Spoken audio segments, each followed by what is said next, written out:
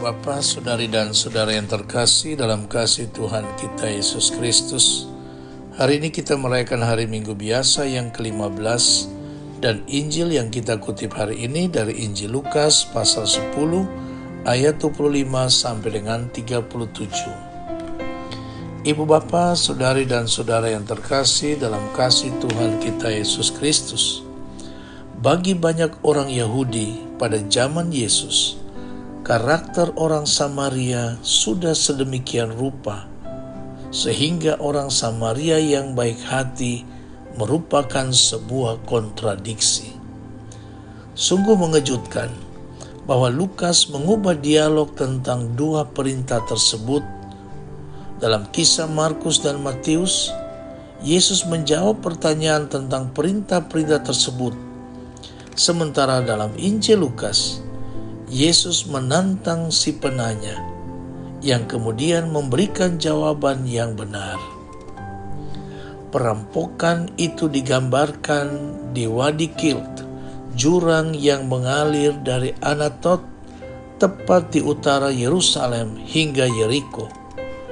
Liku-likunya memberinya kesempatan yang ideal untuk sebuah penyergapan, dan masih ditempati oleh bandit-bandit yang tidak ramah dalam hidup ini. Yang juga mengejutkan adalah bahwa dalam jawaban penanya di bagian paling akhir, meskipun Yesus memuji Sang Penyelamat, Ia tidak dapat mengucapkan nama yang dibenci orang Samaria dan mengatakan orang itu. Dalam humor yang kering dari cerita ini terletak pada dilema yang harus dihadapi oleh imam dan orang Lewi. Jika pengembara yang berdesakan itu ternyata sudah meninggal, mereka akan mengalami kenajisan mayat dan tidak dapat melaksanakan tugas suci mereka. Dilema hukum ini membuat kemurahan hati orang Samaria yang penuh perhatian itu semakin menyentuh, karena orang Samaria bebas dari hambatan semacam itu. Kasih yang ditunjukkan kepada orang-orang yang malang dan tertindas selalu menjadi tema utama bagi Lukas. Namun perhatikan juga pengelolaan keuangan orang Samaria yang cermat. Ia tidak memberikan cek kosong, melainkan upah 2 hari yang akan ia tambahkan saat ia kembali jika perlu.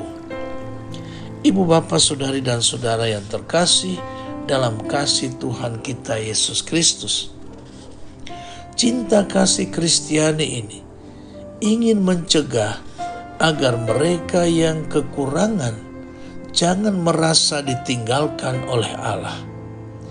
Cinta Kristiani berarti turut berusaha bersama dengan Kristus agar mereka yang sejalan dengan kita menemukan kebahagiaan di sini dan kelak.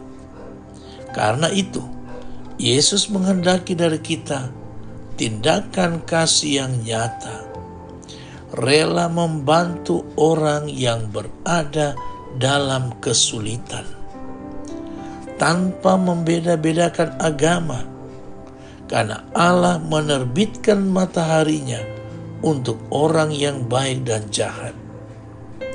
Bantuan yang diberikan harus jauh melampaui perhitungan belas kasihan. Saudari dan saudara yang dikasihi Tuhan, itu berarti batas belas kasihan hanyalah bahwa kepentingan orang yang menderita diperhatikan dan dijamin. Cinta kasih kita harus terungkap dalam tindakan-tindakan yang menolong mereka yang sama sekali diabaikan. Dengan demikian, kita layak disebut orang Samaria yang baik hati. Amin.